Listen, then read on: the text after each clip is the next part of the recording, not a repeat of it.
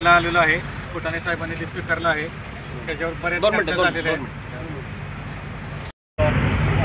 भवानीनगर राजुरी या ठिकाणी असलेल्या टोलवरती आज आम्ही सर्वच राजकीय पक्ष फलटण तालुक्यातील प्रमुख पदाधिकारी या ठिकाणी उपस्थित राहून आज इथल्या प्रशासनाला निवेदन दिलं की फलटण तालुक्यातील सर्व शेतकरी बांधव असतील, कष्टकरी असतील, गोरगरबे असतील, अपंग बांधव असतील यांच्या प्रश्नांबाबत तसेच हा टोल नाका फलटण तालुक्यातील नागरिकांना टोल माफी व्हावी यासाठी सर्वांसमवेत आज या ठिकाणी टोल नाक्याच्या प्रशासनाला निवेदन दिलेलं आहे. या निवेदनाच्या माध्यमातून आम्ही जे काही या भागातील प्रश्न आहेत ते मांडलेले आहेत, दिव्यांग बांधवांचे प्रश्न मांडलेले आहेत. त्याचबरोबर येणाऱ्या काळामध्ये या निवेदनाची दखल घेऊन या योग्य तो निर्णय या राष्ट्रीय महामार्ग प्राधिकरण आणि टोल नाका प्रशासनाने काढावा हीच आमची ह्या निवेदनाद्वारे त्यांना विनंती राहील.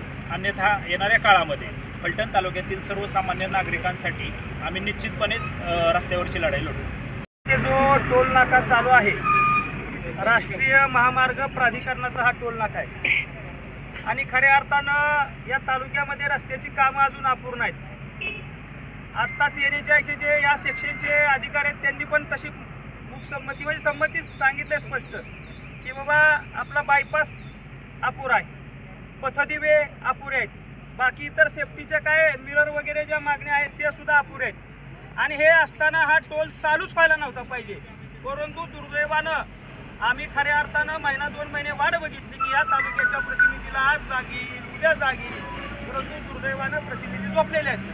मग निश्चितपणाने आम्ही सर्वपक्षीय चळवळीतल्या कार्यकर्त्यांनी ठरवलं की ह्या तालुक्यातल्या शेतकरी, सामान्य कष्टकरी, उद्योजक, व्यावसायिक ये जा करतात त्यांची या ठिकाणी राष्ट्रीय महामार्गाला नाव संतश्रेष्ठ ज्ञानेश्वर महाराज पालखी महामार्ग आहे आणि ह्या पालखी महामार्गावर जर या ठिकाणी वाटमारी होत असेल सरकारच्या माध्यमातून चुकीच्या पद्धतीनं तर ती सहन केली जाणार नाही. आणि त्या प्रकारे आज या ठिकाणी आपण निवेदन दिलेलं आहे. आपण त्या निवेदनामध्ये स्पष्ट उल्लेख केलेला आहे की फलटण तालुक्यातील लोकांना या ठिकाणी मोफत आपण त्या ठिकाणी येऊ जाऊ दिलं पाहिजे. त्याचबरोबर जे अपूर्ण कामं आहेत, आपण आता टोल नाका चालू करण्याची घाई केलेली आहे. आत्ताच सम्राट आमच्या लवकर पूर्ण करा, लग्न लावलेलं आहे, परंतु हे तातडीनं काम पूर्ण करा. त्याचबरोबर पथदिवे चालू करा.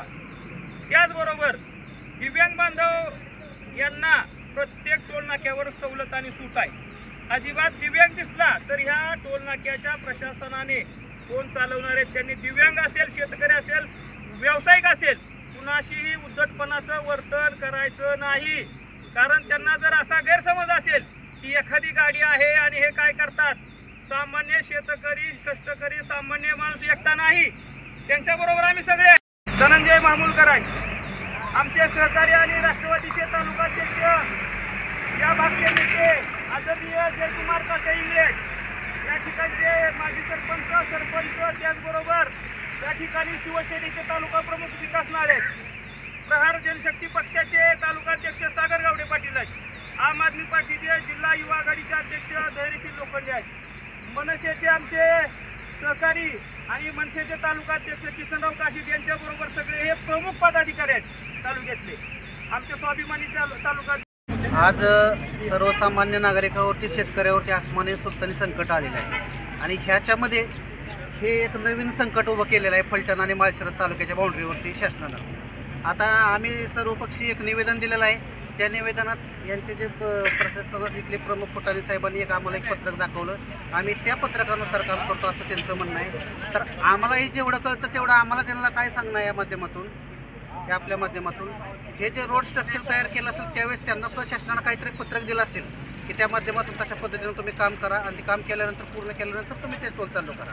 पण आज बघितलं तर आता 60 किलोमीटरचा जर पट्टा बघितला तर रस्त्यावरती गुडघाभर पाणी साचते. पाऊस आला तर ओव्हरब्रिज आहे त्याचं काम अपूर्ण आहे. खाली पथदेव्याचं लाईट लागत नाही. तिथं जे काही सर्व्हिस रोड आहेत त्याचं काम अपूर्ण आहे. आता इथं टोल नाक्यावरची स्ट्रक्चर बघितलं त्यासुद्धा बऱ्याच त्रुटी इथं आढळून आलेल्या आहेत आपल्याला. हे तुम्ही आधी नीट करा आणि मग टोल चालू करा.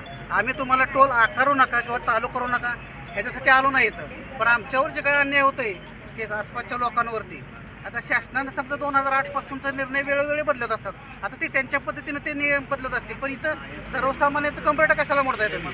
आणि आत्तापर्यंत आम्ही सर्वपक्षीय इथं अगदी शांततेच्या मार्गाने इथं त्यांना एक निवेदन दिलं आणि आमच्या ज्या मागण्या आहेत त्यांच्यामार्फत प्रशासनापर्यंत पोहोचवण्यासाठी एक निवेदन दिलेलं आहे. आपण मनसे स्टाईलनं या ठिकाणी आंदोलन छेडू शकता का? 100% शांततेची भूमिका आम्ही घेतलेली आहे.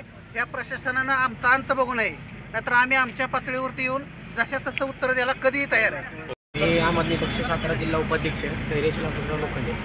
आज या निवेदनाच्या माध्यमातून आम्ही टोल प्रशासनाला आणि दळणवळण मंत्रालयाला एक सांगण्यासाठी इथं आलो होतो की आम्हाला बाकी आमच्या मागण्या सर्वांनी मांडलेल्याच आहेत, पण आमची एक प्रमुख मागणी आहे की तर स्थानिकांसाठी ही पास हे जे सुरू केले त्यांनी हे पास न ठेवता यांनी लोकांचे आधार कार्ड किंवा कोणतेही ओळखपत्र शासकीय जे मान्य आहे ते बघून इथल्या स्थानिकांना इथून सूट द्यावी, ही आमची प्रमुख मागणी राहणार आहे.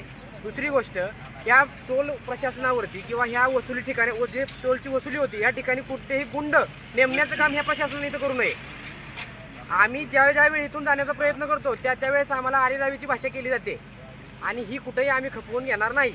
येत्या काळामध्ये आम्ही ह्याला योग्य ते उत्तर देऊ. जर प्रशासनाने योग्य दखल नाही घेतली तर आम्ही आमच्याकडे असणारे जे कायदेशीर मार्ग आहेत, जे की माहिती अधिकार आहे, त्या टोल प्रशासनाने हा टोल कसा सुरू केला, काय केलं ह्याची पूर्ण माहिती घेऊन मग यांना योग्य प्रकारे त्रास देण्याचं कामही आम्ही करू. आणि आमच्या जर मागण्या मान्य नाही झाल्या तर आम्ही तालुका इथं घेऊन येऊ, हे आम्ही हे सांगण्याचं या निमित्तानं ठरवलेलं आहे. नमस्कार, मी सागर गावडे, प्रहार जनशक्ती पक्ष तालुकाध्यक्ष. आज या ठिकाणी आम्ही इथल्या स्थानिकांना टोलमुक्ती व्हावी यासाठी आलो होतो. आणि दुसरा विषय असा की जे दिव्यांग आहेत त्यांना UDID दाखवून सुद्धा ते टोल माफी देत नाहीत. आणि ह्या प्रशासनानं एवढं सांगणं आमचं पण आहे प्रहारच्या माध्यमातून की जे दिव्यांग आहेत, जे इथं जे काम करतात त्यांना प्राधान्याने दिव्यांगांना ते त्यांच्या कुशलतेनुसार इथं काम द्यावं आणि इथं व्यवसायासाठी आरक्षित जागा ठेवण्यात यावी. असं न झाल्यास पुढील जे आंदोलन होईल त्यामध्ये प्रहार दिव्यांग व प्रहार जनशक्ती पक्ष मोठ्या संख्येने या ठिकाणी उपस्थित राहील.